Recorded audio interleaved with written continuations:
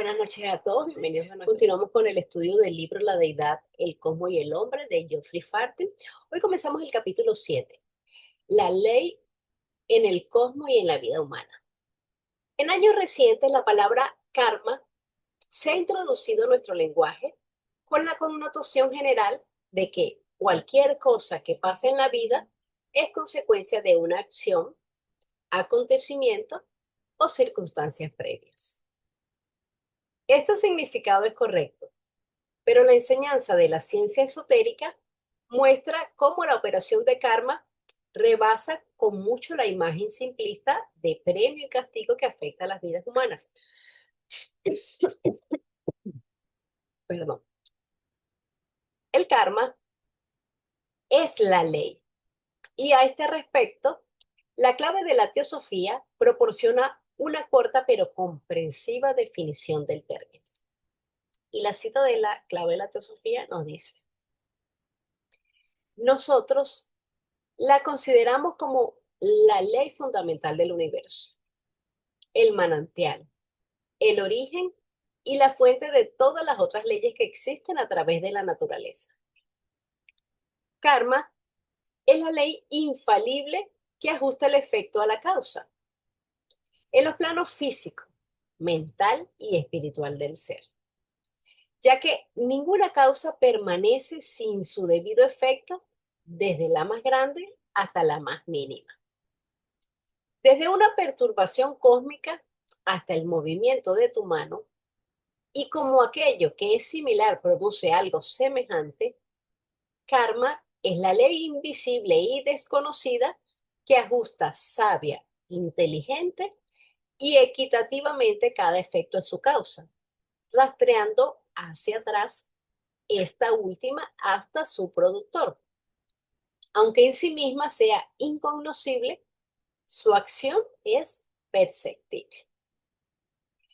En nuestro estado mental, el karma es un tema difícil de abordar, más aún difícil de entender.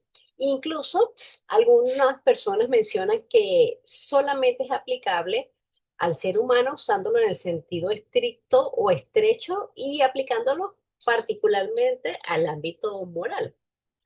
La ignorancia o advilla, que es la ignorancia de nuestra propia naturaleza, es una de las principales causas por la que nosotros no comprendemos adecuadamente la ley del karma.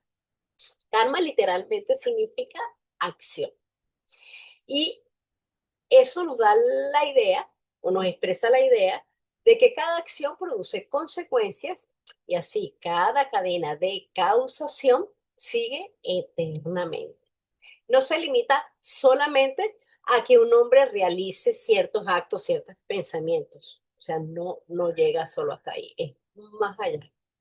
La doctrina secreta, de hecho, en Cosmogénesis, en el capítulo Evolución Cíclica y Karma, nos dice que el renacimiento del cosmos de un estado inactivo a otro de actividad es obra del karma y que toda criatura, o sea, toda forma en el universo está sujeta a karma y tiene que agotarlo en cada ciclo.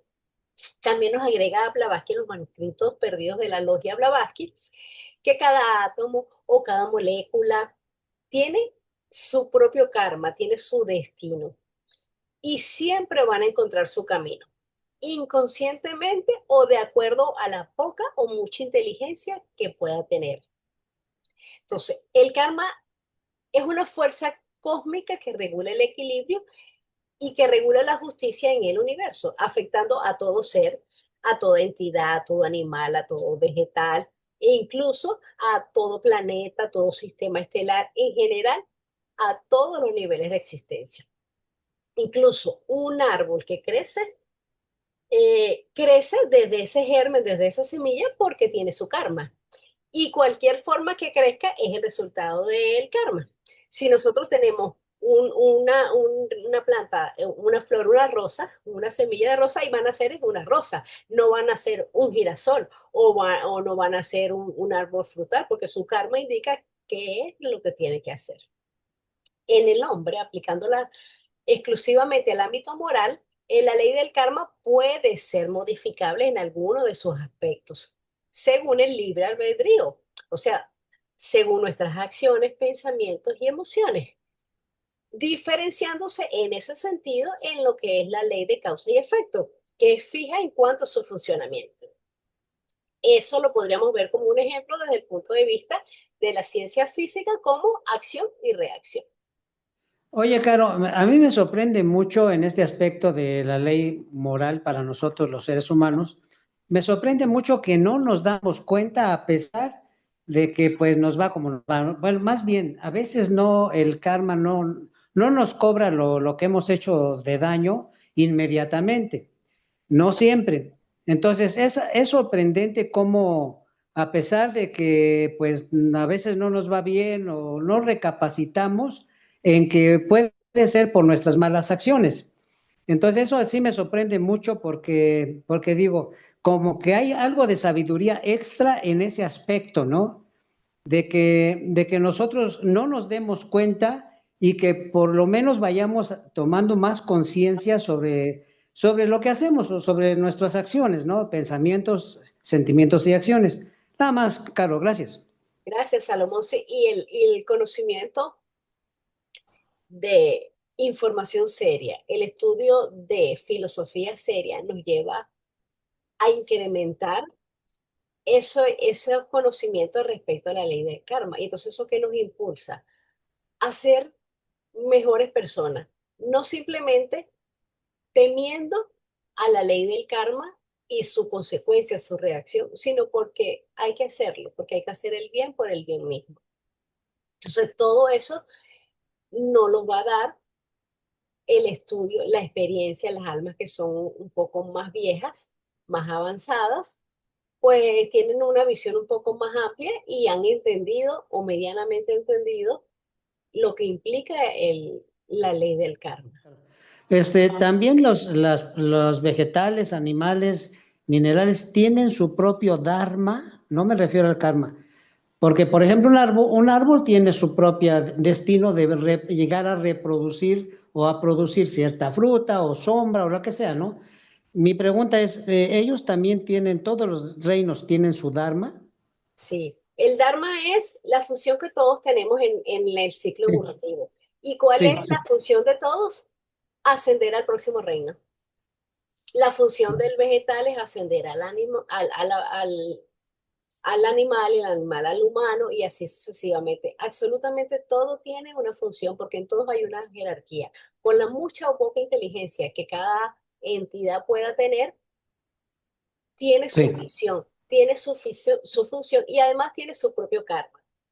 Porque pasa es que nosotros a veces erróneamente nos limitamos solamente a ver el karma desde el punto moral, o sea, el que está basado en nuestras acciones, nuestros pensamientos y en nuestras emociones, pero el karma es mucho más que eso. Y era lo que comentábamos ahorita de lo que nos dice la doctrina secreta en el capítulo de evolución cíclica y karma. O sea que absolutamente todo se da por karma. Incluso el universo se manifiesta gracias al karma. El karma se aplica con igual intensidad, con igual, digamos, potencia, ya sea que eh, uno tenga mente o no tenga mente, como el caso, por ejemplo, de las plantas que no tienen una mente activa, ¿no?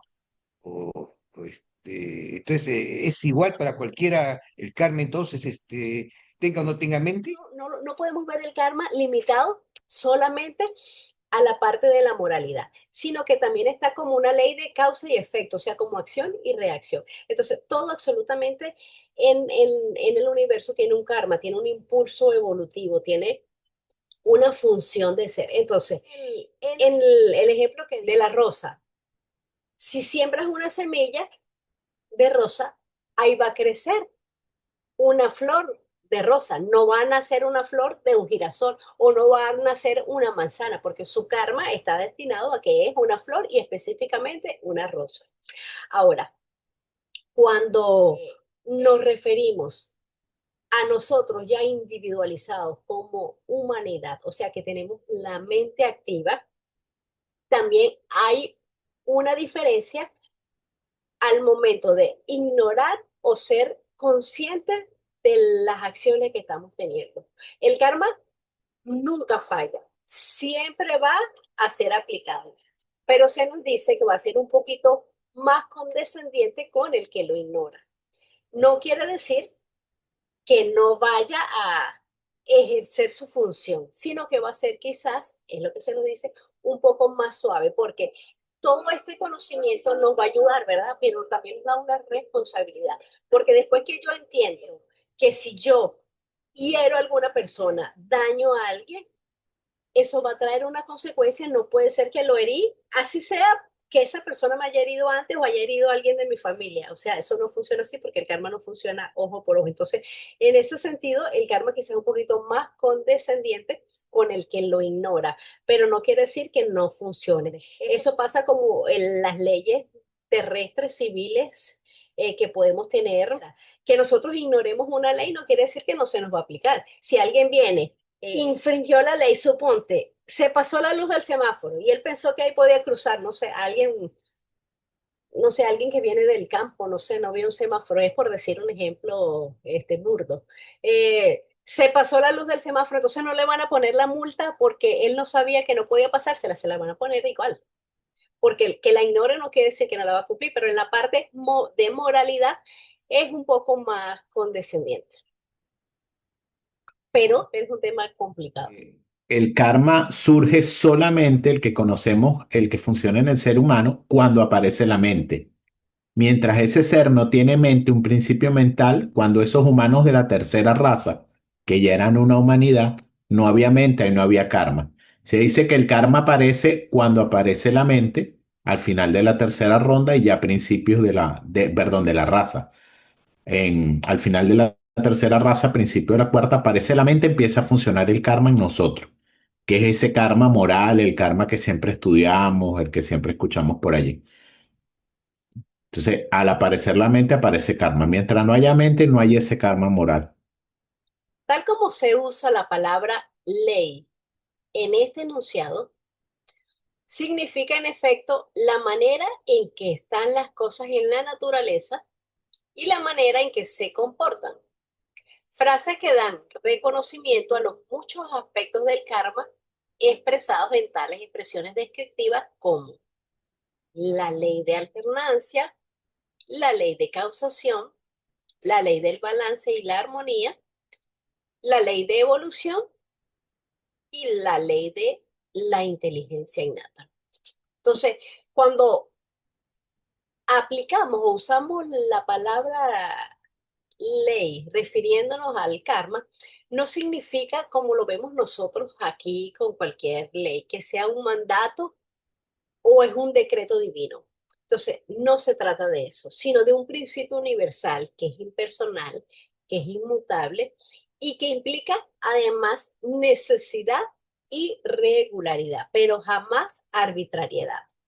No es algo impuesto, sino que es algo inherente a la naturaleza misma del universo, que además está inseparablemente ligada a la ley de compasión, a la ley de reencarnación y, por supuesto, a la ley de evolución.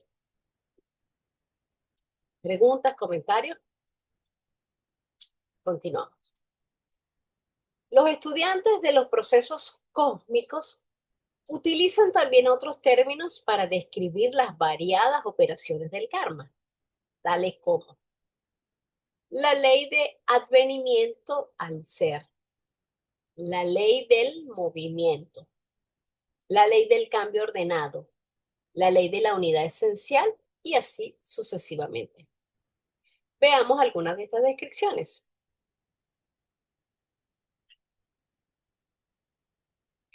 Entonces, nos va a hablar ahora sobre la ley de la unidad esencial.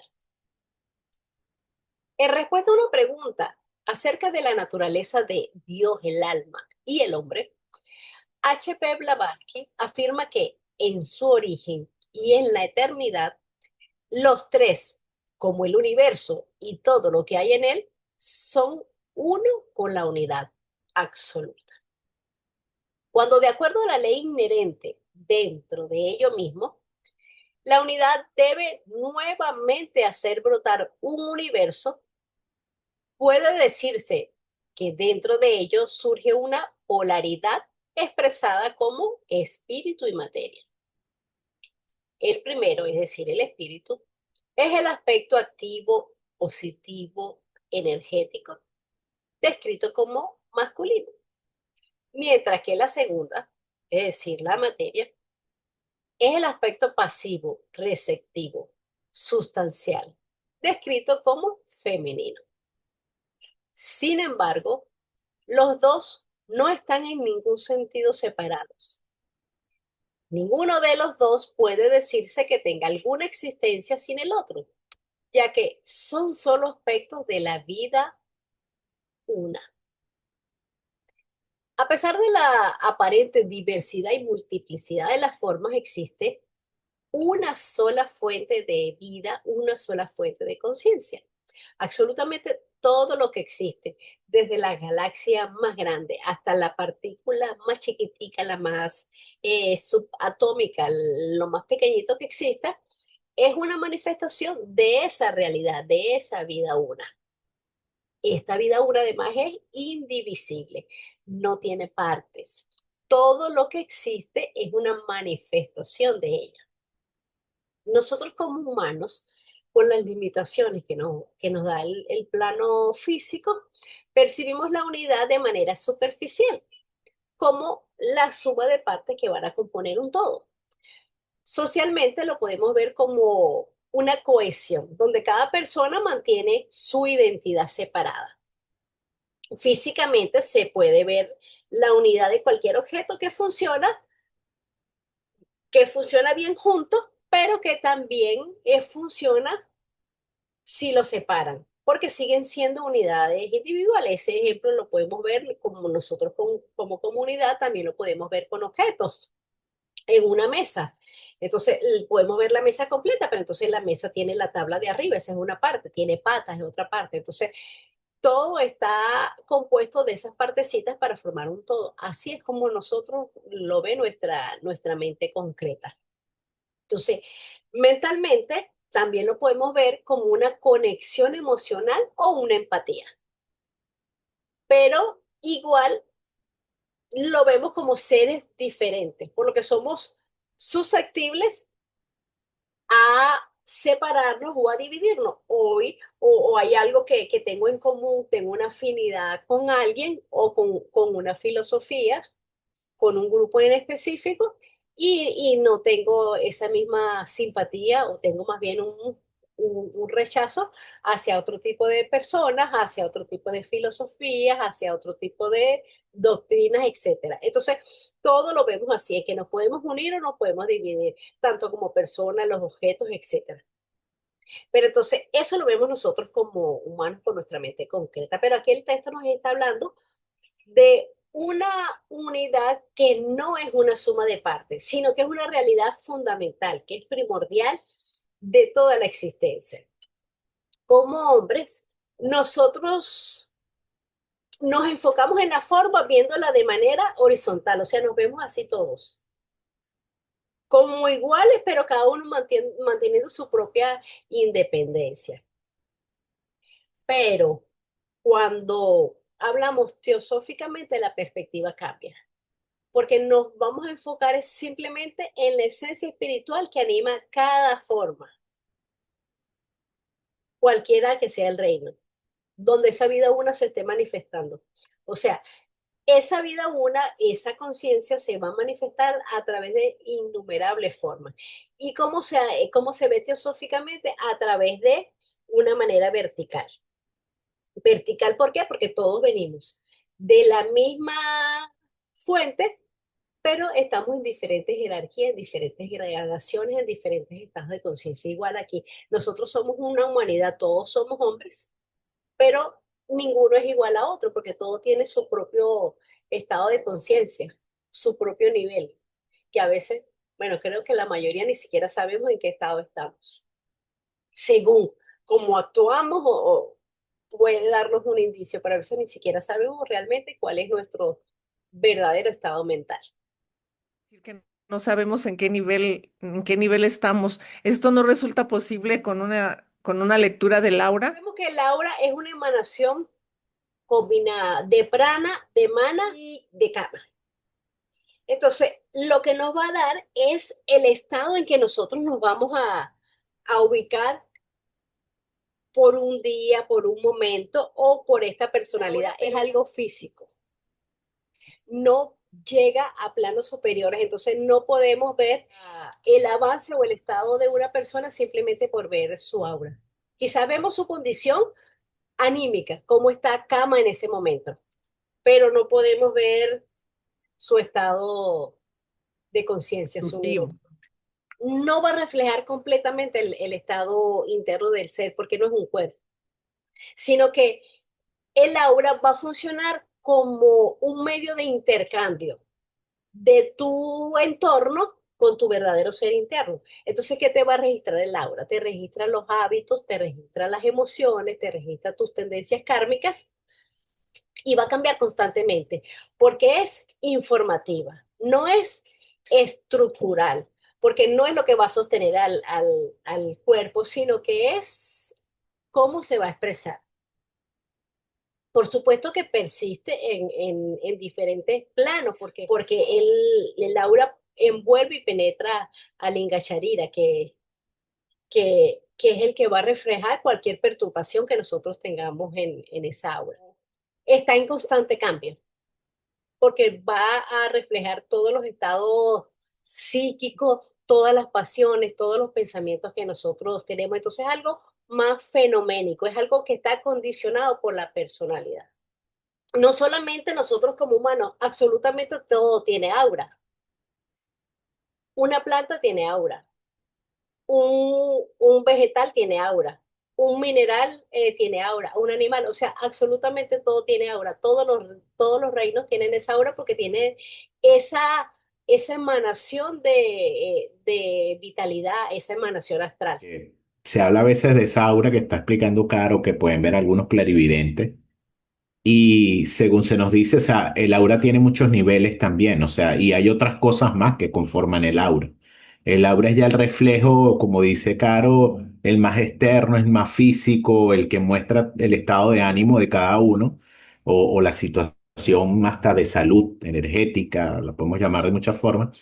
Y claro que hay gente que lo puede ver, pero da un, ¿cómo se llama? Vamos a decir, una evaluación muy momentánea, como dice Caro, es del día, es del momento, pero más a profundidad se nos dice que los maestros pueden acceder a ver esa evolución que hay en cada ser, un maestro. Se dice que ellos lo hacen cuando van a elegir un chela o van a llevar a alguien a aprobación. Eso es lo que se dice en algunas de las literaturas sociológicas. Pero fíjate que es hasta tan difícil determinar eso que en la historia de la sociedad teosófica muchos fueron aceptados. Se supone que fueron, por decirlo así, revisados, se vio su estado, cómo estaban y fallaron. O sea que es tan difícil determinar el estado de una persona o el nivel evolutivo que hasta es mi interpretación, ¿no? O sea, los maestros pueden llegar a tener una referencia de esa persona, pero nunca va a ser 100% fiable. Sí, el aura, los que lo pueden ver y lo que dicen que lo vemos en la literatura teosófica, muestra un momento determinado. El aura cambia con cada emoción, con cada sentimiento, es influida por la parte externa, el ambiente donde tú te encuentres, hay preocupación, hay peligro, el aura se modifica también, quizás a veces sin darnos cuenta. Entonces, Para poder entender un poco más, es estudiar un poco o ampliar sobre lo que es la luz áurica, que es diferente al aura. La luz áurica sí es más permanente, no es transitoria, no es un reflejo, sino que ella sí registra, porque la luz áurica no cambia con los pensamientos ni con las emociones. Incluso ella sobrevive a la muerte, el aura no, pero la luz áurica sí. Entonces conserva el registro kármico de cada quien. Entonces quizás por allí sí podría el que tiene la capacidad, llámese un maestro o alguien bien elevado, de poder ver esa, ese estado mental. Pero lo otro del aura es algo muy pasajero. Ya que cuando uno actuaba mal, en lugar de ascender, por así decir, a otro plano, sí existe eso regresión kármica y que sí podría reencarnar en un animal, entonces no es posible, o incluso en una piedra. No, no, no, no. Hay alguna filosofía sí, que ellos hablan de esos retrocesos, pero no. Después que la mónada se ha individualizado y ha sido humana, jamás puede retroceder a otro reino. Ni un animal puede retroceder a una planta, ni una planta puede retroceder a un mineral porque no hay retroceso. El avance evolutivo es siempre ascendente. Entonces nosotros no podemos como humanos retroceder porque ya nuestra mónada necesita unas condiciones y unas actitudes que solamente podemos desarrollarla en un cuerpo humano. ¿Qué podemos hacer? Estancamiento, sí. O como dice Daniel, quizás retroceso en la parte de nivel de conciencia, de estado mental, pero jamás vamos a volver a reencarnar en un animal. De hecho, nosotros, nuestra mónada, jamás fue ni un animal ni plata, hablando de la mónada triple. Cuando hablo de mónada triple, me refiero a Atma, Buddha y Mana. Después que tenemos Mana, es imposible. Ahora, cuando hablamos de la mónada cósmica, ella sí, ella se vive la experiencia, ay, no recuerdo cómo es que dice la cita exactamente, se manifiesta en el reino llamado mineral, se manifiesta en el reino llamado vegetal, se manifiesta en el reino llamado animal, algo así más o menos dice la doctrina. Pero no, no, no, no, eso no. Quizás también algunos lo hablan de una manera simbólica, como que, ay, esta persona es, no sé, un ave de rapiña. ¿Pero por qué? Porque tiene quizás, anda escudriñando, viendo a ver qué se agarra, qué le quita a otro, o aquel es un zorro, va a reencarnar como un zorro. ¿Por qué? Porque es astuto. Está utilizando su mente para algo negativo, no, para algo egoísta, no para algo bueno. Pero no, no, no vamos a regresar ninguno a ningún animal. La ley de alternancia o periodicidad. Es la segunda de las tres proposiciones fundamentales que están a la raíz de la filosofía esotérica. Después del enunciado de la ley como un principio causal detrás de la manifestación del universo, la doctrina secreta da unos cuantos ejemplos para ilustrar su operación en la escala de la experiencia humana.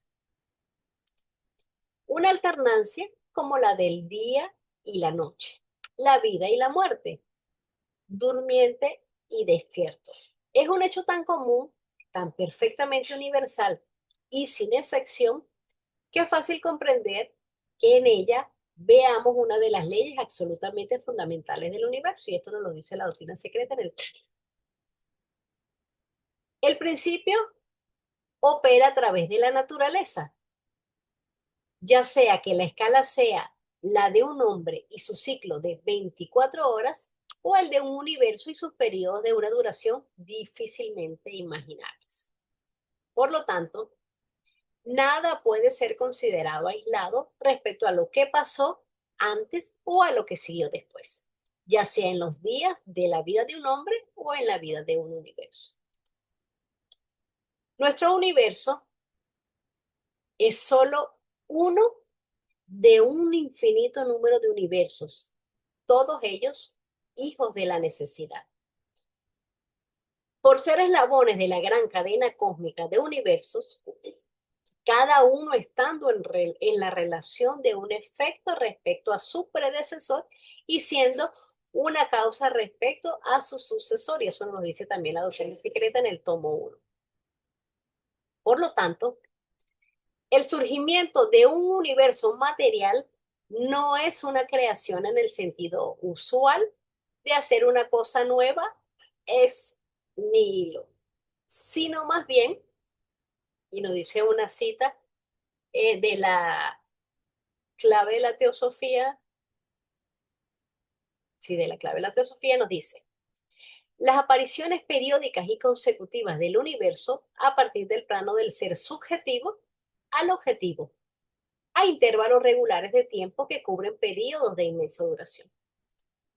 El proceso puede verse de manera análoga a la escala cósmica. El proceso puede verse cuando el hombre vuelve a asumir sus actividades después de una noche de sueño, con el objeto de adelantar los asuntos no terminados del día previo.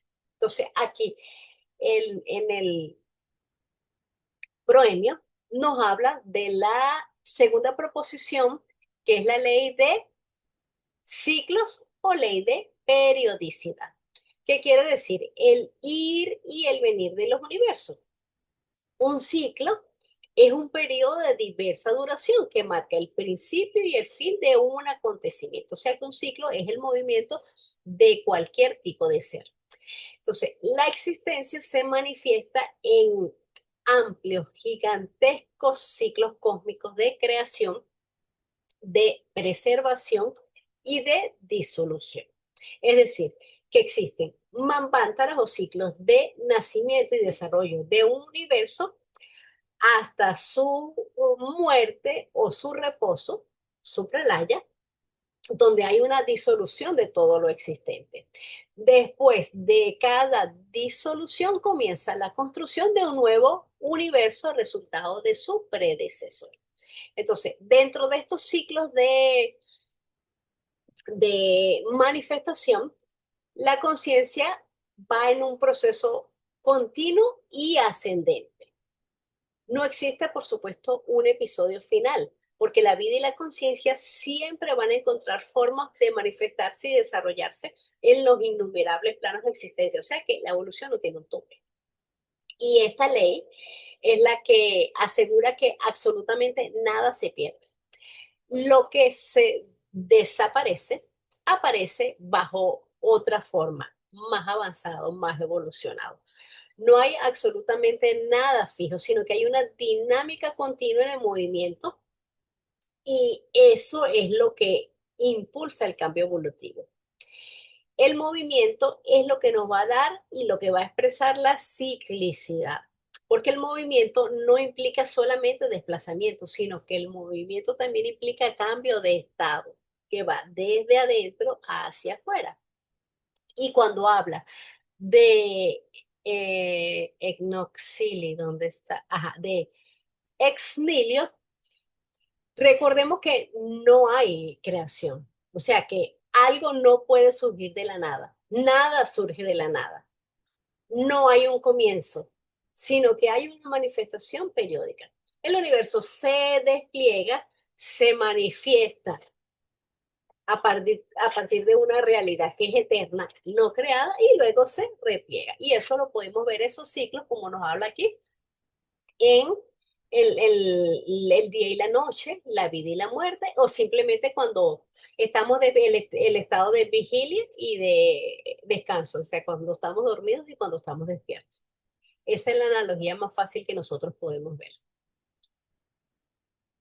La ley de armonía y equilibrio.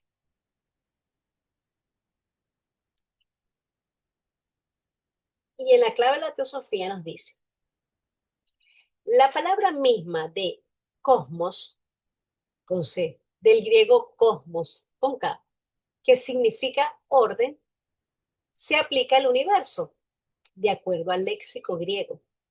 Debido a su orden perfecto, karma, explica la clave de la teosofía, es la ley de reajuste que siempre tiende a restaurar el equilibrio perturbado en el mundo físico y la interrumpida armonía en el mundo moral. En este aspecto del karma, el que frecuentemente se enfatiza en la presentación popular de la enseñanza, debido a que es fácil de captar, así como por su obvia importancia para la vida humana. De esta forma ha sido enseñada en las escrituras del mundo, como por ejemplo en el Dhammapada, en donde se dice que, y dice la cita, si un hombre habla o actúa con un mal pensamiento, el dolor lo seguirá como la rueda sigue las patas del buey que tira del carro. Y el adagio de Jesús, en donde se afirma que con la misma medida que midas, serás medido. San Pablo usa la analogía de sembrar y cosechar. No os engañéis. Dios no puede ser burlado, ya que cualquier cosa que el hombre siembre, eso cosechará. La enseñanza budista la aplica a la secuencia de vidas en la doctrina del renacimiento cuando dice que, como todo en la naturaleza, la vida del hombre está sujeta a la ley de causa y efecto. El presente cosecha lo que el pasado sembró y el futuro es el producto del presente. Entonces, el karma es una ley benéfica que es enteramente compasiva, implacablemente justa. No es ojo por ojo. El universo es compasivo, basado en la idea del bien. El ojo por ojo no existe en la cultura del universo. El castigo, por decirlo de alguna manera, porque así es como no los han enseñado como un castigo, entonces es de armonía, es de justicia. Entonces, la justicia es una virtud y la virtud, por supuesto, no puede hacer daño, ni a nosotros mismos ni a nadie. La virtud está para ayudar, para iluminar. Entonces, por eso el karma es una ley de compasión. No es un sistema de castigo y de recompensa, sino un mecanismo que tiene la naturaleza, que tiene el organismo, que tiene la vida una, para que aprendamos y para que evolucionemos. Cada perturbación a esa armonía parte de un punto dado. O sea que emanamos, lanzamos una energía. Entonces, esa armonía solamente se restablece, ese equilibrio, cuando vuelve a converger hacia el mismo punto de donde todas esas fuerzas pues, fueron puestas en movimiento.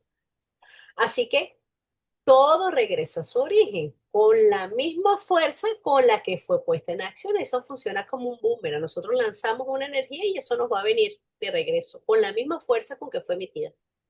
Hoy, mañana, en la próxima encarnación o en las próximas encarnaciones, en algún momento, pero eso no se olvida, eso se va a equilibrar.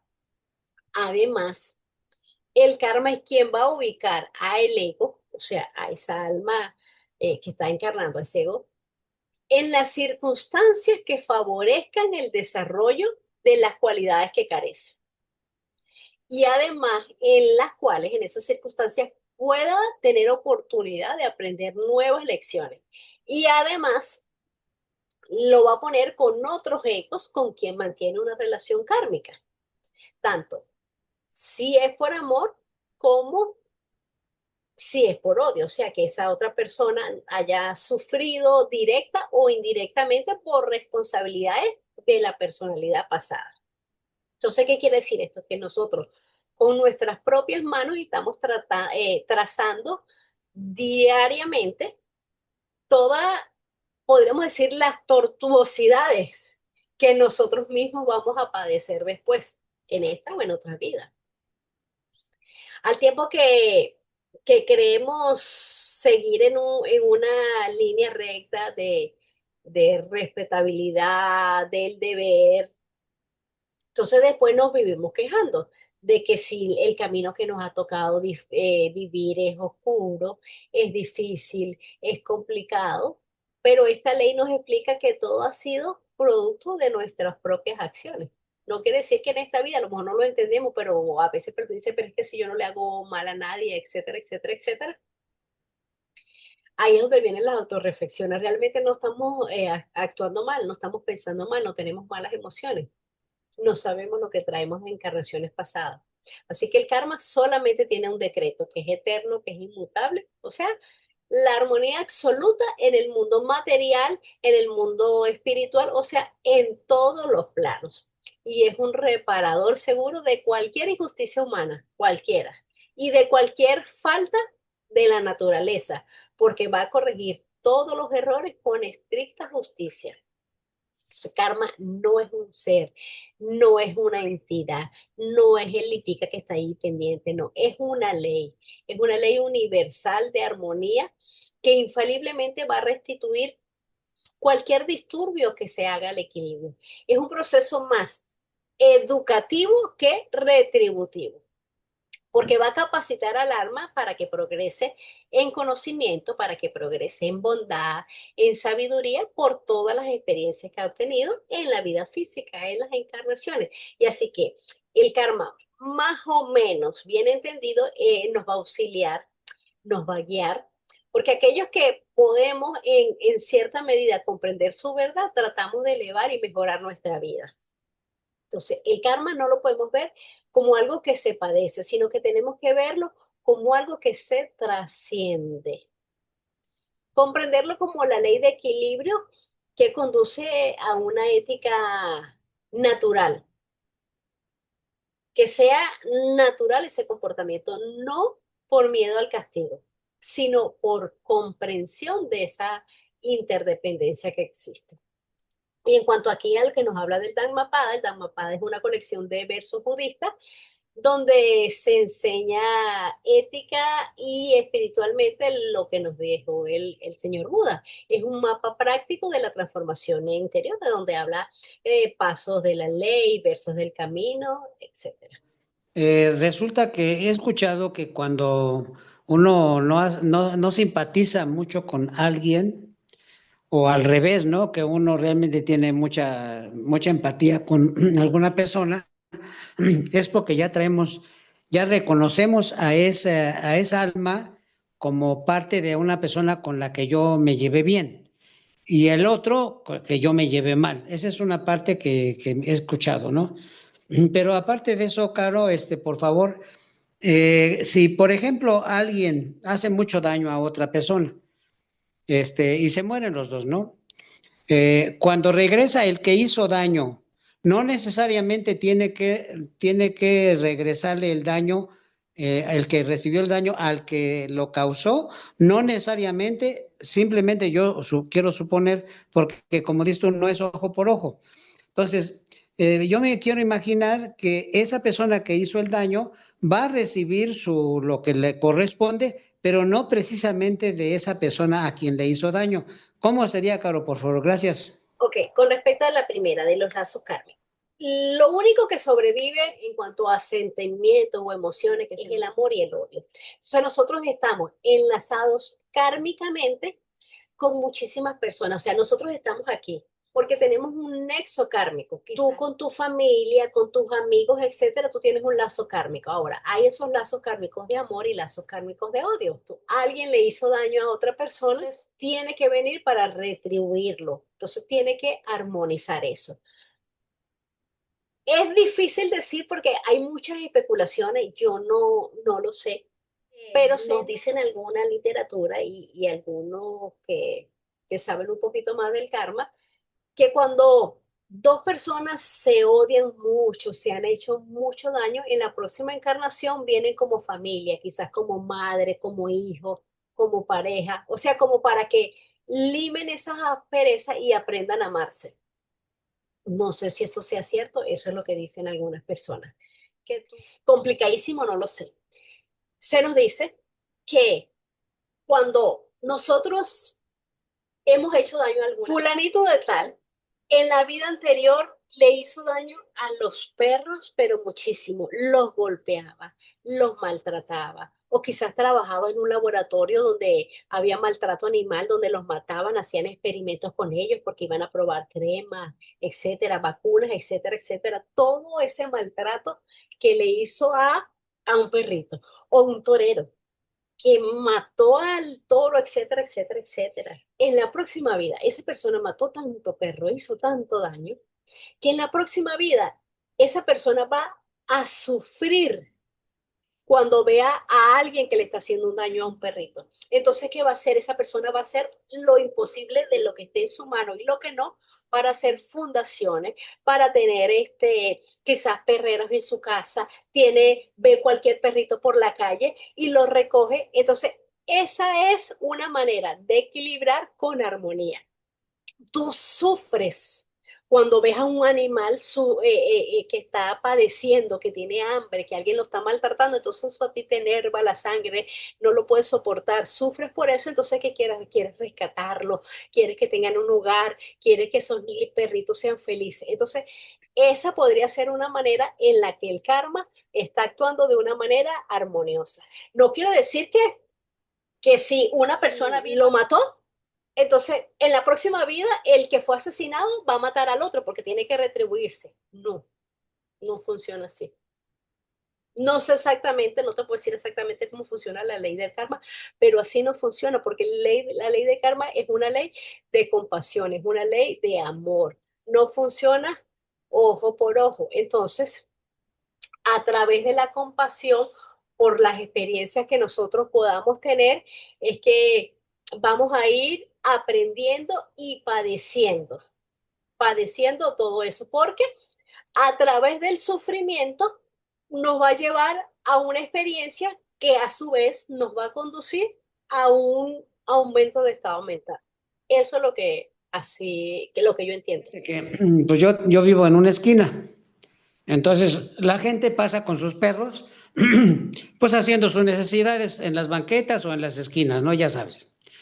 Y me da mucho coraje porque digo, si el señor ve que se está orinando el perro ahí en la esquina y esa esquina pues es de mi casa, ¿por qué no se lo lleva a otro lado? No sé, a un árbol, no sé, O a a su otro lado. propio frente, en su propia casa, ¿verdad?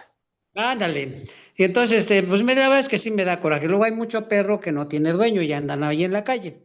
Y entonces resulta que, la verdad es que yo me siento hasta mal, ¿no? Porque digo, qué cruel soy, ¿no? Porque resulta que el perro quiere orinarse ahí y yo lo encamino como que agarro una piedra, no agarro ninguna piedra, ¿verdad? Sino que se me queda viendo como diciendo, ¿y ese señor por qué me corre? ¿Por qué me está espantando si yo lo que quiero es orinarme ahí, ¿no? Y entonces yo digo que soy muy cruel, ¿por qué no le dejo? Pues que se orine y punto, le echaré algo, ¿no? Jabón, a ver qué le echo. Que sea cruel. Bueno, cruel es el que le agarra y lo golpea. Tú estás tratando de espantarlo. Es lo que pasa que a veces dice, ay, que no se pueden matar los animales, etcétera, etcétera. Pero es que depende. Por los ratones, tú no puedes dejar que tu casa se te llene de ratones, de cucarachas, etcétera, etcétera, porque hay un equilibrio en todo. O sea, ese no es su sitio para vivir. Entonces, que nos vamos a dejar inundar por ratones y cucarachas y arañas y todo, ¿no? Si no se va, pues tienes que deshacerte de ellos, claro. No implicarle tanto sufrimiento, pero también hay un equilibrio que implica limpieza, que implica sanidad, etcétera, etcétera, etcétera. Entonces, en ese caso, claro, esto es mi opinión. Yo Pero que le tampoco. gusta, buenísimo. Pero si a ti te gusta tu perro, tú tienes que recoger sus necesidades. Si se hizo pipí, tú tienes que cargar un chorrito de agua, una botella de agua y échaselo ahí porque es tu responsabilidad. El animal no tiene la culpa, pero entonces, ¿por qué tú vas a dejar sus desechos allí para que pase otro? O sea, porque tú tienes que exponerte si tú no tienes perro. Yo no lo veo con que le estés maltratando. Es como pongo el ejemplo, que es un poco más extremo, de las cucarachas, los insectos, etcétera, ratones, etcétera. Entonces tú vas a dejar que se te llene tu casa y se te cunda. Nada más te quiero decir que la piedra yo no la agarro, ¿eh? Nada más hago como que agarro una piedra, pero no agarro nada, me hago como que se la aviento, pues no le aviento nada, ¿no? Pero sí se va yendo, pero se va yendo como triste, como diciendo, oye, señor, ¿por qué no me da permiso? Mira, acuérdate que ellos son los animales superiores, ellos son los que vienen después al reino humano, ellos tienen un poquito de conciencia. Él Sí, sí, sabe lo se que me queda está viendo. haciendo, sí, sí, Se me queda viendo como diciendo, ¿por qué no me permites si yo ellos lo que quiero es entienden, hacer ahí? Mira, Salomón, pero otra cosita más con uno siempre tiene que tener una visión hacia el karma, aparte de todo lo que leemos por ahí, que el karma es una ley que busca el perfeccionamiento. Entonces, Sí, el karma actúa de muchas maneras que no sabemos, pero su fin es buscar la perfección. La perfección en esta, en otra vida, en este manvántara, en otro, pero siempre va a buscar la perfección. O sea, el karma nunca va a actuar para de la castigar. manera que esa persona pueda retroceder, como estamos hablando, o se vaya a estancar. No, no, no. A veces somos nosotros los que causamos esas cosas, pero el karma siempre va a actuar de la manera de buscar el avance. El avance de alguna manera, claro, no entendemos por qué son las maneras que usa, como se dice, ¿no? No lo podemos entender, pero va a buscar siempre el progreso, el perfeccionamiento, porque esa es la única razón de la manifestación del universo, que viene de una escala, vamos a decir, de un escalón o de un grado anterior, y va a transcurrir toda una evolución en un planeta, en un universo, en un manvántara, en un ser humano, en un árbol. ¿Para qué? Para avanzar, para lograr un nivel más de perfeccionamiento, de perfección. Entonces nunca puede ser el karma, aunque actúe de alguna forma que quizás no sea la adecuada en algunas situaciones, pero no va a ser porque quiera causar algún daño, retroceso, lo que sea, como lo queramos ver. Siempre va a buscar, el karma es tan inteligente y todas esas leyes del universo y sobre todo el karma, que es la ley única, es de tanta inteligencia que de alguna manera lo que está buscando es que avances. Lo entendemos como todo lo contrario, pero lo que está buscando es que avance. Pero hay gente que fuerza cosas a hacer, ayudar, quizás de una manera interesada. ¿Por qué? Porque piensa que el karma actuando de esa manera le va a dar un premio. Entonces está también equivocado, porque el karma ni premia ni castiga, simplemente es un efecto. Muchas veces las personas tratan de hacer un bien, como decimos, y por el contrario está haciendo un daño. Por eso es que no es fácil ayudar, hay que saber ayudar, hay que tener conciencia al ayudar, hay que analizar todas las cosas que pueden pasar cuando uno trata de ayudar a alguien o hacer una acción. O sea, todas las acciones tienen consecuencias. Y muchas veces creemos que estamos haciendo un bien y estamos haciendo un mal. Que el karma no es una ley de ojo por ojo. Eso como tú venías diciendo, ¿cómo va a castigar o cómo va a ser el efecto de esa persona que hizo daño? Bueno, no lo sabemos, pero entendemos que no es ojo por ojo. Va a haber un efecto, claro que sí, pero si es ojo por ojo, dudo que vayas a aprender algo. Me gustó mucho, Caro, el ejemplo que pusiste, que bueno, también es un poquito de especulación, me imagino.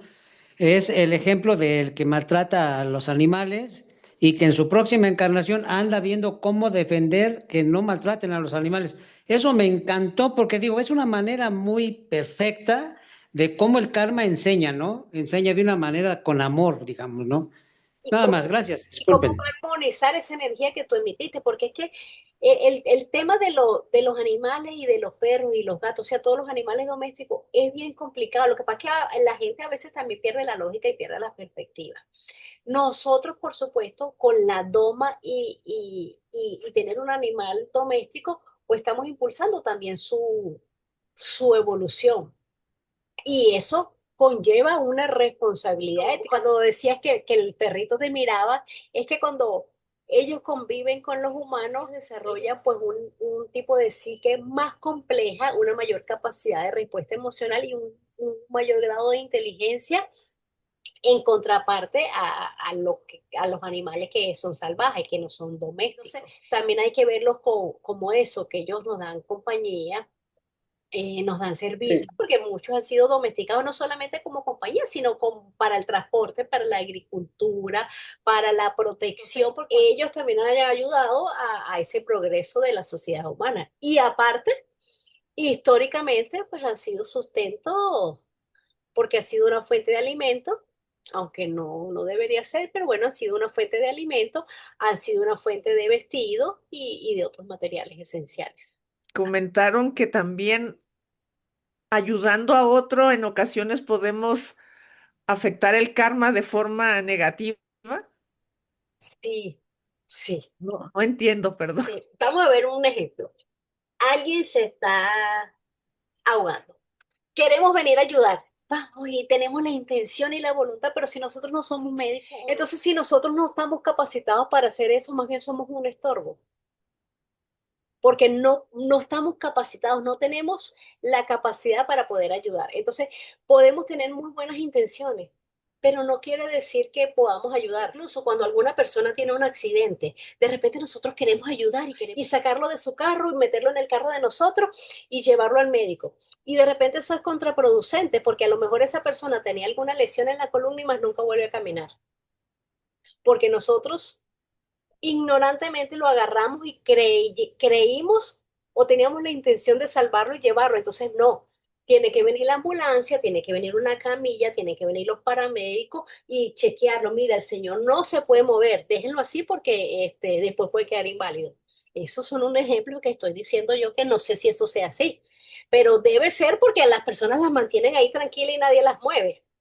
Entonces, esas son unas maneras en que nosotros estamos actuando quizás con buena intención, pero estamos sembrando un karma negativo, entonces nosotros le hicimos daño a esa persona. Hay otro tipo también de karma que poco se habla, que es el de la inacción. Simplemente me hago la vista gorda y no veo. Están maltratando ahí a alguien y yo me volteo y hago así. No veo ni me entero. Es inacción. También estamos sembrando karma negativo por no hacer lo correcto. Así que para todo eso, sobre todo en el de la inacción, hay que tener un discernimiento. Porque si vemos a dos personas, dos delincuentes que se están golpeando, que están o con cuchillos, etcétera, etcétera, es una imprudencia total querer ir a meterse y separarlos.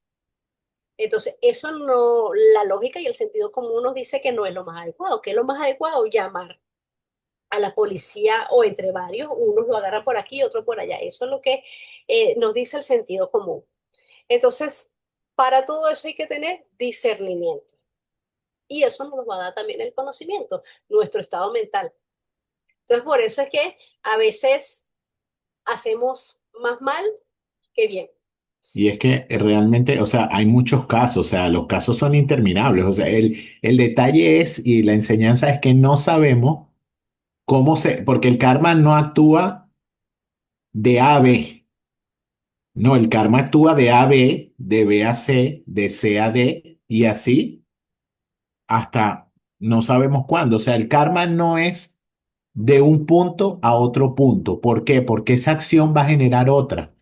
Y ese efecto se va a convertir en una nueva causa. O sea, por eso se dice, los entramados del karma son tan grandes, se nos dice, que es muy difícil determinar el karma. O sea, y no es con esto que uno quiera decir no hay que ayudar. No hay que ayudar, no hay que prestar auxilio, no es lo que se quiere. Es como dice Caro, hay que trabajar con discernimiento, con precaución, con sentido común, porque miren, muchas veces hay una persona, vamos a poner un ejemplo que a veces es muy ordinario y a veces es tan real. Una persona que uno cree que tiene una necesidad económica. ¿Verdad? Resulta que esa persona puede que tenga una necesidad económica o no. La gente engaña, la gente trata de buscar lo que sea. Esa persona agarra ese dinero que usted le presta pensando de buena fe que tiene un problema económico, necesita pagar unas deudas, está en una mala situación. Esa persona agarra y simplemente es un jugador empedernido, se va a una casa de apuestas o una casa de apuestas, vamos a decir, de mala muerte. No quizás a un casino formal, a apostar donde no le va a pasar nada, pero apuesta, vamos a ver tipo película, con un grupo de mafiosos. Y el señor se mete en un problema más grande quizás del que tenía. Entonces pensamos que estábamos ayudando a esa persona y resulta que esa persona terminó con un problema inmensamente grande que hasta puede tener en peligro su integridad física, X, o sea, cantidad de cosas pueden devenir de eso. Entonces, ahí es cuando decimos ayudar de la manera correcta, o sea, hay que saber de verdad a quién ayudar y cómo ayudar. El ejemplo que decía Caro es cómo ayudar, o sea, yo no puedo intervenir, agarrar a una persona que esté herida, yo no tengo ni idea. De repente, esa persona podía sobrevivir y a causa del trato que yo le di, al revés, murió. Entonces yo no soy paramédico, no tengo los conocimientos, es un ejemplo que siempre se nos pone.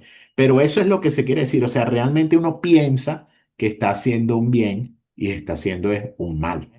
Pero lógico, eso no quiere decir que no nos tengamos que quedar, como dice Caro, también está la otra parte, el karma de inacción, volvernos indiferentes a todo y no ayudar. O sea, claro que hay que ayudar, hay que tratar, pero bueno, a veces hay que pensar bien cómo y a quién. La ley de retribución. Cuando el énfasis se pone en las experiencias dolorosas como consecuencias de malos actos en el pasado, karma es descrita con propiedad como la ley de retribución, pero es también la ley de compensación y premio. Este aspecto de la ley kármica no debe, sin embargo, oscurecer el hecho de que la misma ley gobierna a todo el universo en todas sus partes, desde el átomo y el microbio hasta el hombre y el sistema planetario. Y de que el hombre mismo es un agente responsable de la ley. Esto introduce la cuestión del libre albedrío, al escoger la semilla que plantará el campesino, escoge el cultivo que cosechará. Y de forma similar, al escoger cómo actuará hoy, un hombre escoge su propio futuro para su bien o para su mal. La respuesta ha sido bien sintetizada en las siguientes líneas. Hoy, el destino es el maestro. Ayer, el hombre fue el maestro. Entonces, el karma es la impregnación de frecuencias a través de nuestros actos, de nuestras emociones, de nuestros pensamientos. Cada uno de ellos va a generar una condición energética que se va a emitir por las experiencias vividas en una o en muchas encarnaciones o en todas las encarnaciones que hayamos tenido. Entonces, aplicada a la vida moral del hombre, la vemos como la ley de causalidad ética, de justicia, de recompensa, de castigo.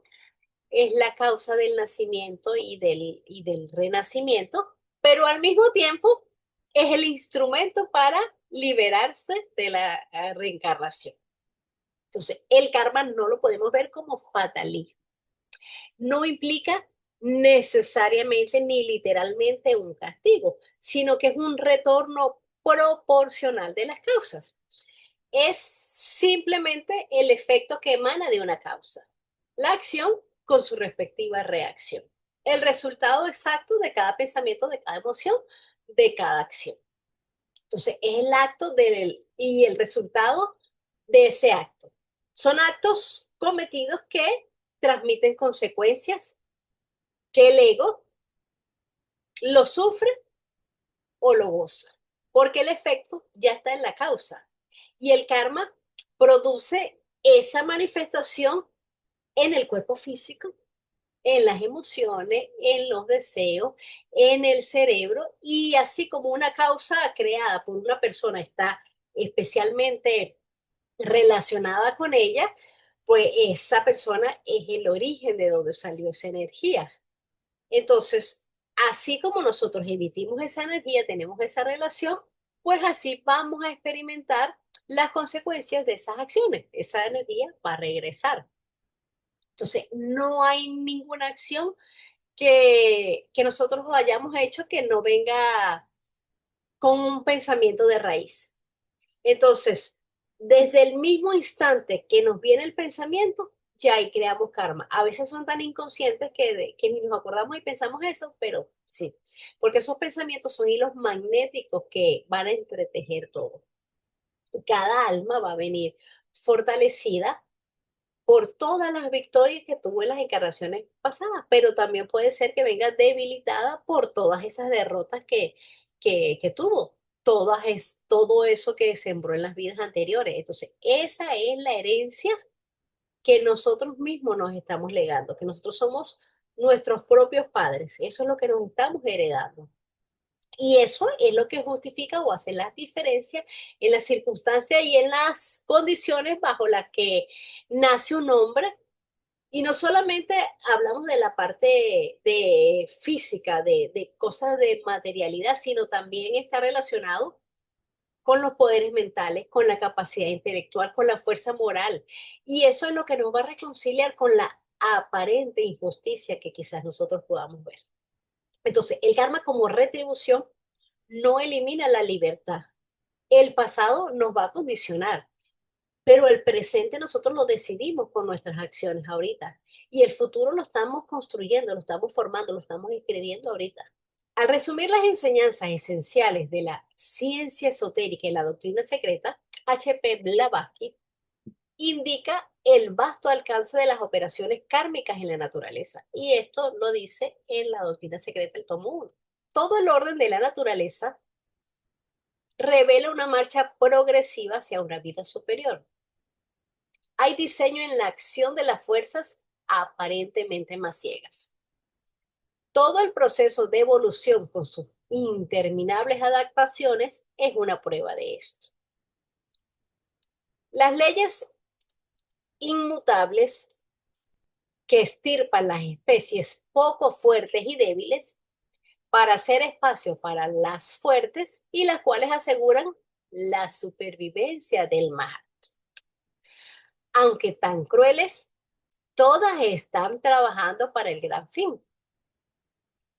El mero hecho de que ocurran adaptaciones, de que el más alto sobreviva en la lucha por la existencia, muestra que lo que es llamado naturaleza inconsciente es en realidad un agregado de fuerzas manipuladas por seres semi-inteligentes, elementales, guiados por espíritus planetarios superiores, Bianchohanes, cuyo agregado colectivo forma el verbum manifestado del logos y constituye al mismo tiempo la mente del universo y su ley inmutable. Aquí no se nos está hablando de una evolución biológica, sino de evolución de los estados mentales, porque todos los reinos participan en una corriente ascendente. En toda la naturaleza hay una inteligencia que está operando, aunque no sea autoconsciente. Y la ley, como dice aquí, no protege formas, protege la vida. Porque entonces aquí dice, ¿por qué se estirpan especies poco fuertes? Sino que se ayuda al que está más alto. Entonces, la ley tenemos que verla así. No protege forma, protege la vida. La naturaleza no es sentimental. Lo débil no es moralmente malo, sino que no es adecuado al ciclo, no es adecuado al momento. La naturaleza no piensa como nosotros, pero jamás actúa sin inteligencia. Eso realmente cuesta mucho trabajo entenderlo, ¿no? Porque, pues, bueno, yo me pongo a pensar, una persona débil o un animal débil que se lo come a un león, por decir algo, ¿no? Pues es irremediable porque pues la naturaleza simplemente le da la posibilidad al fuerte de comerse al débil, ¿no? Pero no deja de ser triste, no deja de ser lastimoso, y especialmente tratándose del ser humano, ¿no? Bueno, cuando entre nosotros hay gente que le va muy mal, bueno, que ya sabemos que es por el karma, ¿no? Pero hay gente que sufre mucho, está sufriendo constantemente y por otro abusivo que lo está maltratando, le está quitando lo suyo, etcétera, ¿no? Entonces sí es un poquito lastimoso que el fuerte, pues, o sea, que destruya al débil, ¿no? El karma es el karma y tenemos que entenderlo así, pero sí, no es fácil aceptarlo, Bueno, ¿no? aquí el texto y lo que estamos refiriéndonos es al fuerte y al débil en los reinos inferiores al humano, no al humano. Porque no podemos justificar que la persona que sea más fuerte, un humano, maltrate a otro. Por decir un ejemplo, que el hombre maltrata a la mujer, entonces el hombre es más fuerte y la mujer es más débil, entonces la maltrata. No, ahí no hay inteligencia, ahí no está funcionando la ley. No. Aquí lo que nos está hablando el texto es de la supervivencia de especies debajo del reino humano. O sea, el león se come la cebra, pero se lo come por necesidad. Perdón, no va a matar a la cebra porque está aburrido. Ah, estoy aquí fastidiado. O porque él comió ahorita, pero tiene gula. Entonces voy a matar otra porque voy a seguir comiendo porque tengo gula. No, en los animales no funciona así. Son tan inteligentes, ese instinto, esa naturaleza, que el animal come solamente cuando tiene hambre. El animal no, si hay rivalidades por pareja, por territorio, etcétera, etcétera. Cuando la pelea termina, ya quedó ahí. Dice que el caso de los lobos, cuando ya se siente vencido, lo que hace es mostrar el cuello para que el otro lo mate, y el otro no lo mata. Simplemente ya vio que el otro está derrotado y ya. Pero entonces el otro que fue derrotado no está pendiente. Ahora voy a hacer esto para vencerlo, ahora le voy a hacer esto para dañarlo. Entonces ahí es cuando entra la mente, pero usada desde los principios bajos, desde cama, pero bien bajito. Entonces, lo del débil Y lo del fuerte se refiere a estos casos, no a los humanos. Es lo mismo a veces cuando pensamos, ay, que la naturaleza es cruel porque viene un maremoto, porque viene un terremoto. La naturaleza no tiene sentimientos, simplemente opera, son movimientos. La Tierra tiene sus movimientos sísmicos, no es porque quiera decir que aquí vamos, que quiero matar a ese poco de gente que está ahí. No, la naturaleza no funciona así. Por karma o por accidente estuviste ahí. Si fue por karma, bueno, tú lo ganaste. Si fue por accidente, eso va a ser retribuido, no solamente en el de Bachán, sino también en las próximas encarnaciones. Entonces, la naturaleza, nosotros no piensa como nosotros, no la podemos ver así, pero jamás actúa sin inteligencia. Ahí hay una inteligencia y todo funciona. Hay un orden, hay un sentido, hay una correlación, hay un propósito. No hay un caos, no es algo desordenado, hay un propósito. Lo que estaba yo leyendo ahorita que acabas de leer toca lo de las fuerzas de seres semi-inteligentes que son los elementales, que lo vimos la otra vez. Entonces yo ahorita, pues ahora sí que usando, no tengo yo muy claro lo de los elementales, por ejemplo, el karma. Los efectos del karma se presentan por las tendencias o las escandas que se generan en vidas pasadas y se presentan en vidas futuras. Pero estos seres semi-inteligentes, los elementales, ¿cómo se relacionan o qué papel tienen con las escandas? Que creo que lo vimos la vez pasada, pero yo no puse la atención. Escanda tiene el prefijo de levantar y quiere decir que se están activando elementales que nosotros dejamos en las vidas anteriores.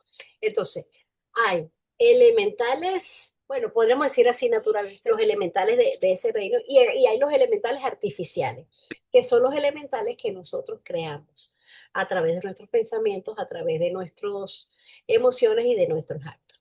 Entonces, esos elementales que son artificiales que nosotros creamos son los que van a formar los escándalos y las tendencias, no solamente en esta vida, sino en las próximas encarnaciones. Pero esos elementales no tienen moralidad, no hay un criterio. Ellos funcionan por impulso, por vibración.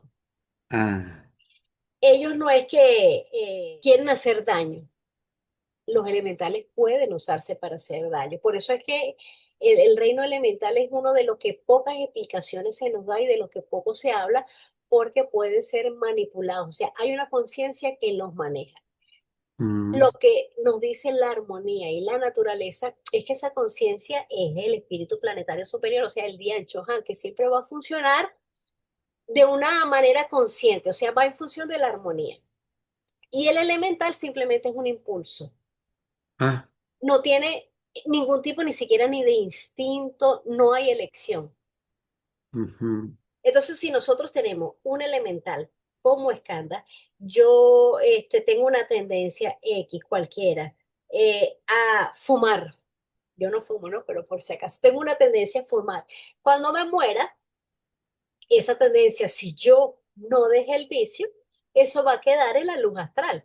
Entonces, no solamente me va a afectar a mí cuando venga mi otra encarnación, sino que ese elemental artificial que yo creé va a tener una vibración. Y cuando haya alguna persona en cualquier sitio que sienta la necesidad o el deseo de fumarse un cigarrillo, enseguida va a venir elemental. ¿Para qué? Para potenciar ese deseo. Porque es vibratorio. Los elementales funcionan por vibración, por color, Ya. por sonido.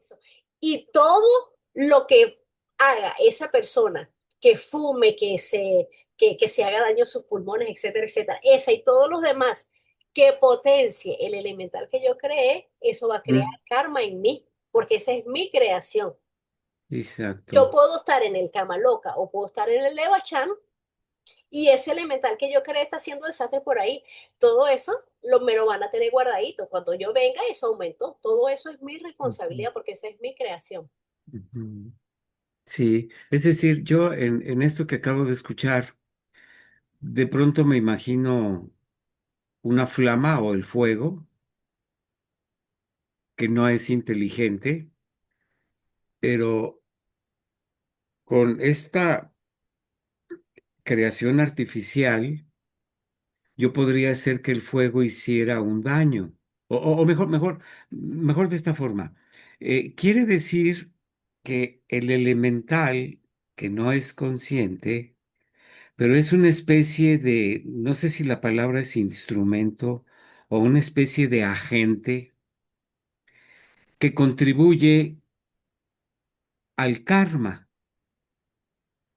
O Es, sea, el karma que yo recibo, consecuencia de vidas pasadas, es porque en vidas pasadas hubo elementales artificiales que yo solito creé, y pues entonces, pues obviamente yo soy el responsable de mi karma, ¿sí? Solamente que estos son como instrumentos o medios.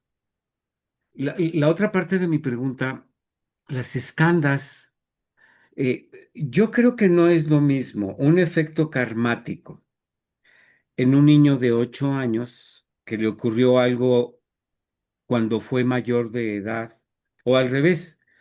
Yo ya soy un señor de 70 años y voy a tener un efecto karmático en mi siguiente vida cuando tengo 8 años. O sea, mi pregunta es, ¿las escandas están relacionadas con la edad que tengo hoy y el comportamiento que tuve en vidas pasadas y que tenía la misma edad de hoy?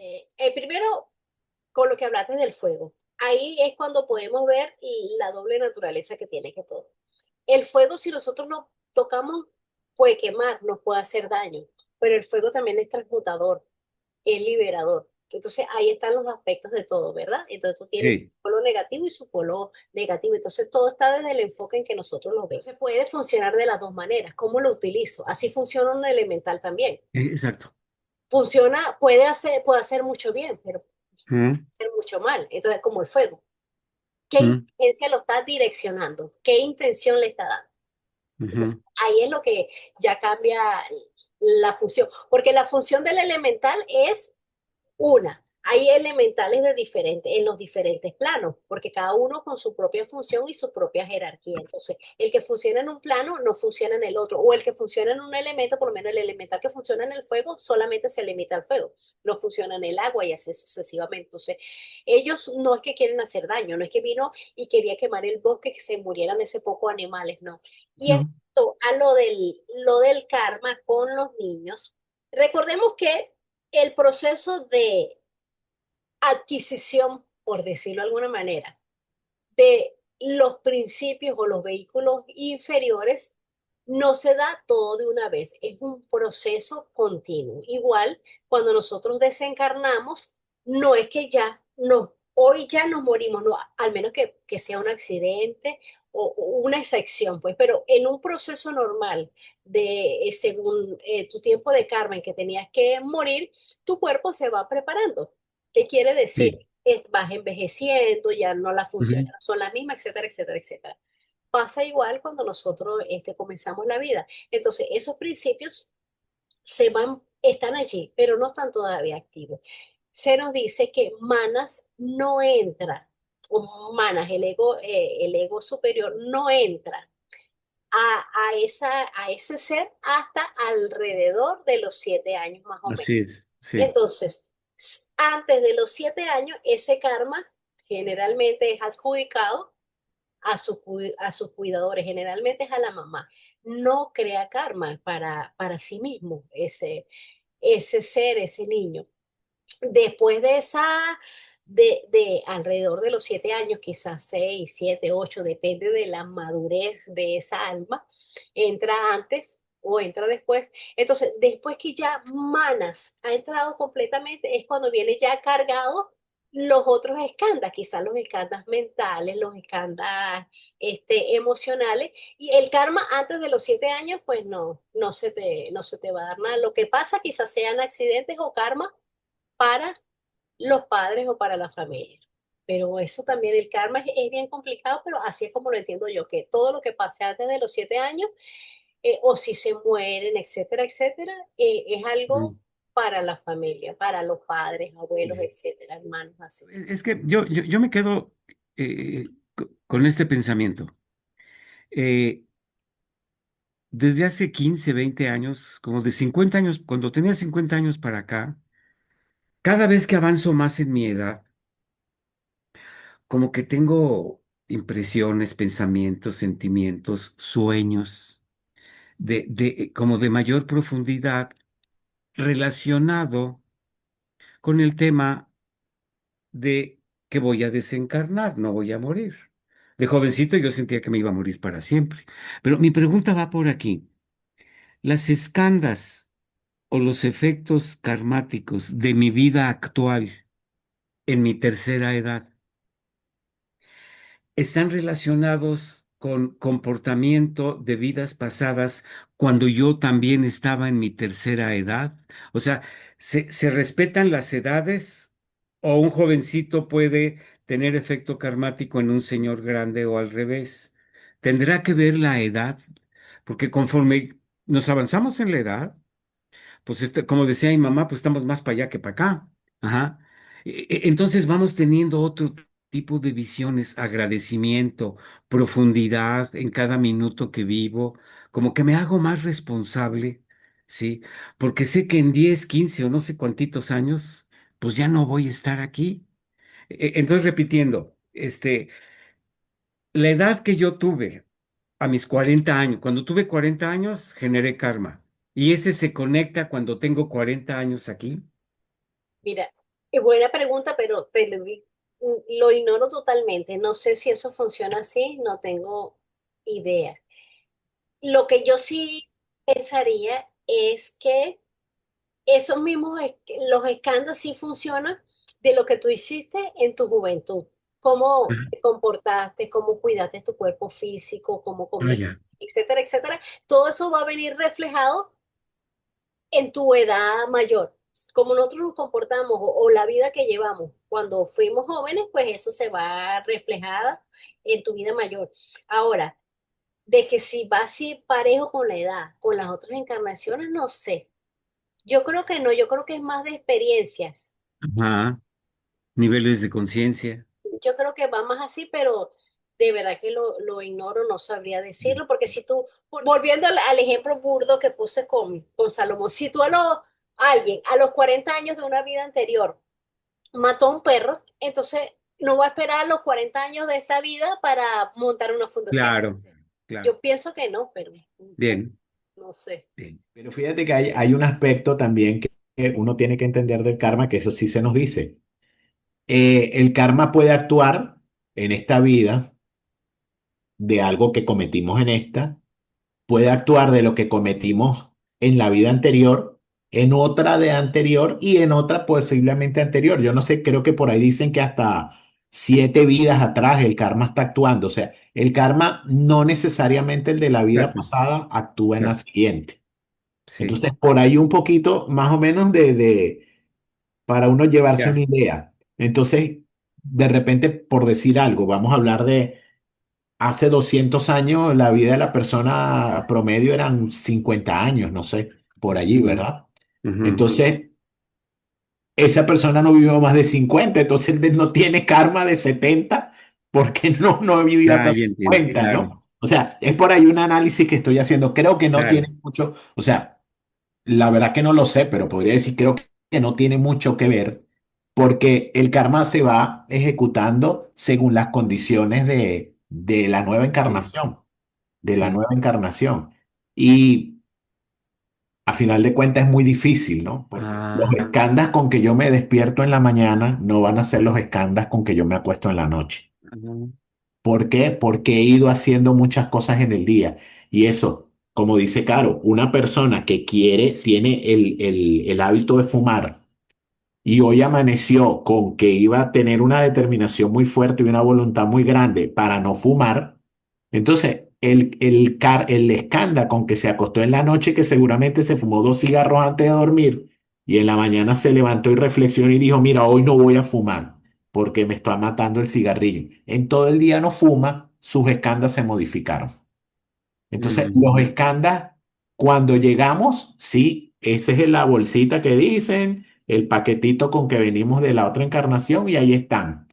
Pero empiezan de una vez a cambiar, a sí, cambiar, a cambiar, a cambiar. Como dice exacto. Caro también, así lo entiendo yo, cuando ya entra esa mente ese verdadero ego reencarnado. Eso que el niño los primeros años de la vida es muy fisiológico, muy Claro, instintivo y no hay algo que esté trabajando que diga voy a hacer esto, voy a hacer aquello de una manera consciente. Por eso claro. también, y es una realidad, el niño pequeño muchas veces desconoce del peligro, o sea, Ujú. muchas cosas. Por eso es que el cuidado está de parte de los padres. Y por eso dicen el karma recae en los cuidadores. Un niño. Hemos llegado pues al final de la sesión de hoy. Muchísimas gracias a todos por su energía, por sus preguntas, por sus comentarios. Recordemos que es un grupo de estudio.